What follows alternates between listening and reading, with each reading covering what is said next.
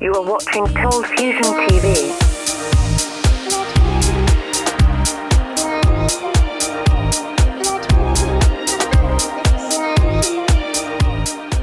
Hi, welcome to another ColdFusion video.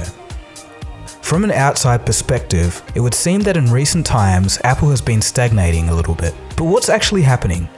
Ken Siegel, who worked with Steve Jobs and came up with the ad slogan, "Think Different," had a great analysis and makes an interesting point. Apple seems to have lost the focus of functional simplicity, from the design of hardware and software to more complex product lines and even company structure. Simply put, the Apple under Tim Cook isn't the same as the Apple under Steve Jobs. Siegel states that Steve Jobs cannot be replaced, and I agree. Whether you loved him or hated him, Steve had the ability to make things happen by sheer force of will. It's a method that some people would call dictatorial tactics, but nevertheless, it meant tremendous success for Apple. So what's going on with Apple right now, and are they losing their innovative edge? Are they stagnating? In this video, we'll take a look. I'll be talking about a few instances in this video, but I think there's one example that's a perfect microcosm of Apple's problem: the new MacBook Pro.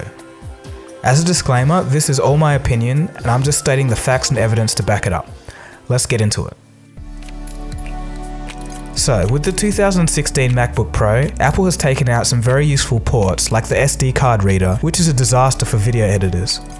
In addition to this, the ports are Thunderbolt ports in USB Type-C format. So while this is great for the future, right now this means to plug in a hard drive, USB, or even an iPhone, you're going to need an adapter.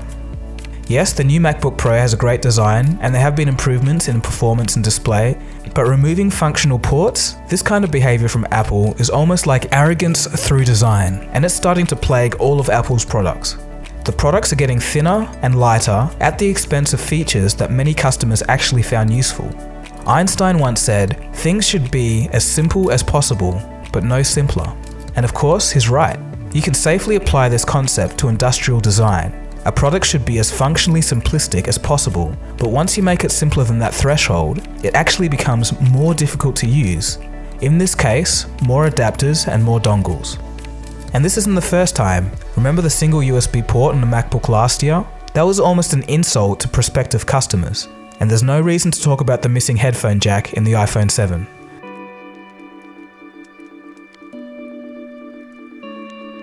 Taking one look at the way the Apple Mouse charges, it's hard to believe that this product was the result of a company renowned for its industrial design. It's strangely out of character.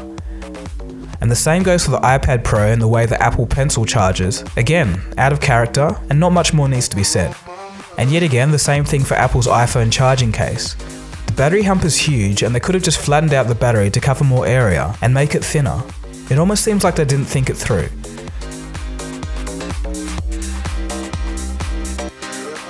Till this day, there's no touch on any of Apple's MacBook lineup. Here's the argument for why that is.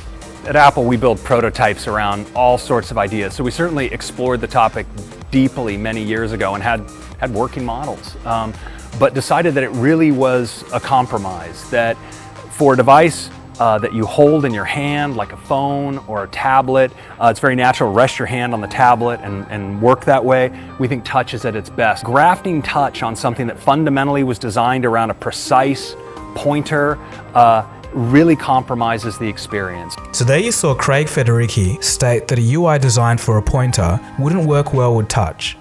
Well, somehow Microsoft made that exact concept work. Sometimes when I travel, I take with me a little Windows 10 Touch PC, and touch works great with it. Microsoft's OS is now geared for both touch and a mouse. I don't see why with enough careful thought, Apple couldn't pull off the same thing. And this comes in a time when Microsoft is going out and exploring creative ideas. For example, the Surface Style and the Surface PC. While the Surface PC isn't for everyone, it's still interesting and augments our view of computing ever so slightly. This is a sign of progress. Although Apple has innovated with a touch bar, it's hard to know how big of an impact that could have. It could be cool, but to me personally, it looks like an interesting reimagination of the shortcut bar rather than a completely revolutionary idea. Apple is just appealing to those who want to upgrade their old MacBooks. Safe, but not exciting. And of course, if you touch on Apple and the smartphone industry, the rest of the competition is at the top of their game right now. Smartphones are now more powerful than ever before with a competitive price, especially with efforts from the Chinese. And lastly, to add to all that we've talked about, we've got the price increases. The 13-inch MacBook Pro without the touch bar went up by £450 in the UK, supposedly because of the Brexit. But the Brexit technically hasn't actually happened yet, so really it could be because there's no reason.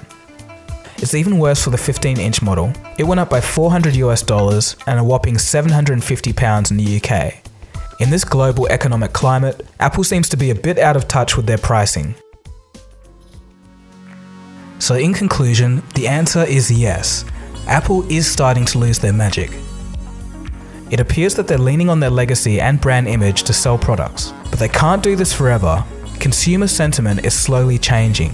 It's only a matter of time before even loyal Apple users become frustrated. The fragmentation of product lines and disregard for consumer needs all sounds familiar, kind of like someone has warned us about such things. And the companies forget what it means to make great products. Sort of the product sensibility and the product genius that brought them to that monopolistic position gets rotted out by people running these companies who have no conception of a good product versus a bad product. And they really have no feeling in their hearts, usually, about wanting to really help the customers. But I guess in Apple's defense, current laptop and smartphone technology is really good at the moment, so it's hard to see what the next big step is. Who knows, the 10th year anniversary iPhone may be a big surprise. Maybe the next big step isn't in phones or computers at all. Maybe it's something like altered reality, or the Apple Car, or Apple's energy generation, all of which Apple is looking at the moment. So I guess ultimately, we'll have to wait and see what they do in the future. And that's where I'll leave the video. So thanks for watching, guys. Tell me what you think in the comment section below. Give this video a thumbs up if you liked it, subscribe if you just stumbled across this channel. This has been Dagogo and you've been watching ColdFusion. I'll see you again soon for the next video. Cheers guys, have a good one.